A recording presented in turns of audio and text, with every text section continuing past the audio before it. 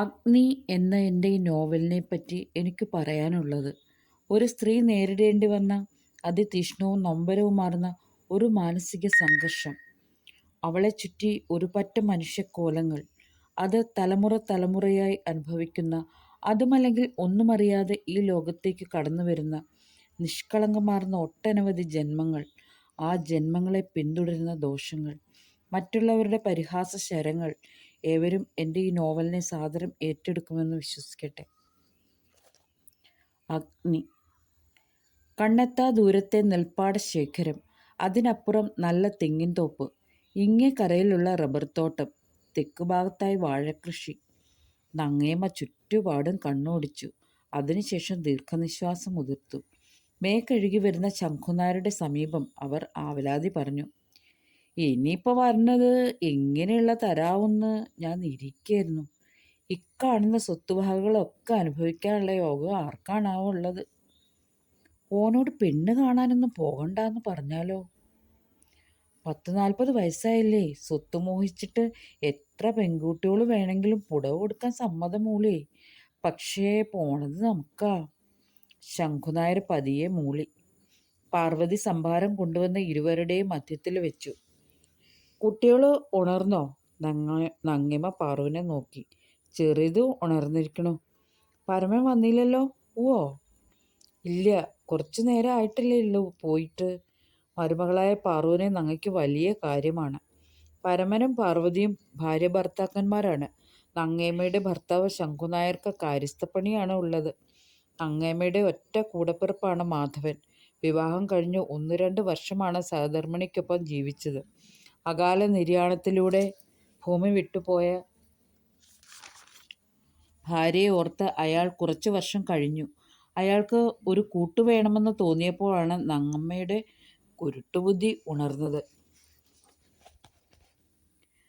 കവലയിലേക്ക് പോയ പരമൻ കിണ്ടിയിൽ നിന്ന് വെള്ളമെടുത്ത് കാലു കഴുകി ഉമ്മറത്തേക്ക് കയറി.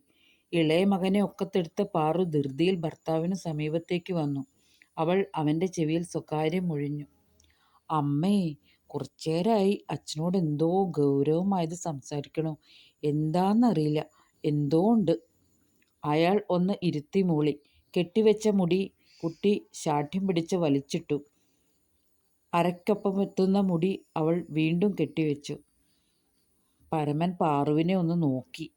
2 കുട്ടികളായെങ്കിലും അവൾ ഇപ്പോഴും കൊച്ചു കുട്ടികളുടെ ഭാവം വിട്ടിട്ടില്ല. തൻ്റെ സഹധർമ്മിണി ഈ കരയിൽ വെച്ച് ഏറ്റവും ഭംഗിയുള്ളവളാണ്. അവൾ കൊണ്ടുകൊടുത്ത ചായയും കടികളും കഴിച്ചു. ശാഠ്യം പിടിച്ചു കരയുന്ന കുട്ടിയെടുത്ത് പുറത്തേക്ക് നടന്നു. മൂത്ത കുട്ടിക്ക് 5ഉം ഇളയ കുട്ടിക്ക് 1 വയസ്സും തികഞ്ഞിരിക്കുന്നു. ഒരു മുറ്റത്തിൻ്റെ അകലമേ ഉള്ളൂ മാധവമാമയുടെ വീട്. മാമയുടെ വേളി ഇഹലോകവാസം വെടിഞ്ഞിട്ട് വർഷങ്ങളായിരിക്കുന്നു. പാടത്തും പറമ്പിലും ജോലി ചെയ്തു കയറി വന്നവർക്ക് തൻ്റെ പണപ്പെട്ടിയിൽ നിന്നും പണം എണ്ണി തിട്ടപ്പെടുത്തി ശംഖുനായർ പകുത്തു നൽകി. തൻ്റെ അളിയനായ മാധവൻ നായരുടെ കാര്യസ്ഥനാണ് ശംഖുനായർ. പാരമ്പര്യ സ്വത്താണ് അയാൾക്ക് ലഭിച്ചിട്ടുള്ളത്. അതും പോരാതെ തൻ്റെ ഗുമസ്തപ്പണിയിൽ നിന്നും ധാരാളം സ്വത്തുവകകളും മരണമടഞ്ഞ സഹധർമ്മിണിയുടെ സ്വത്തും അയാൾക്ക് ലഭിച്ചിരിക്കുന്നു. ഉടപ്പിറന്നവൻ്റെ സ്വത്തിൽ നങ്ങേമ്മയ്ക്ക് ചെറിയതും വലിയതുമായൊരു കണ്ണുണ്ട്. ആ സ്വത്ത് അന്യാധീനം വന്നു പോകരുത് എന്നവർക്ക് ഒരു നിർബന്ധവുമുണ്ട്. അതവർ തൻ്റെ ഭർത്താവായ ശംഖുനായരോട് പറയുകയും ചെയ്തു. അതൊരു രഹസ്യമായിരുന്നു. മാധവനെ പെണ്ണ് കാണാൻ ചെമ്പശ്ശേരിക്ക് പോവാണത്രേ. ഇത് നടന്നാൽ പിന്നെ ഒരു തരി സ്വത്ത് നമുക്ക് കിട്ടില്ല കേട്ടോ. ഇനി നമ്മൾ മിണ്ടാണ്ടിരുന്ന ഓൻ ഇത് നടത്തും. ചെമ്പകശ്ശേരിക്കാര് ചില്ലറക്കാരല്ല. വടി വെക്കണടുത്ത് കൊട വെക്കാത്ത ആൾക്കാരാണ്. നങ്ങേമ്മ ഇത് പറയാൻ തുടങ്ങിയിട്ട് 1 മാസത്തോളമായിരിക്കുന്നു.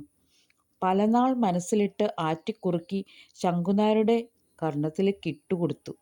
നീ എന്താ നങ്ങേ പറയണത്? പുറത്തറിയണ്ട. അതിനെ പരമൻ സമ്മതിക്കോ? അല്ലെങ്കിൽ തന്നെ പാറു സമ്മതിക്കോ?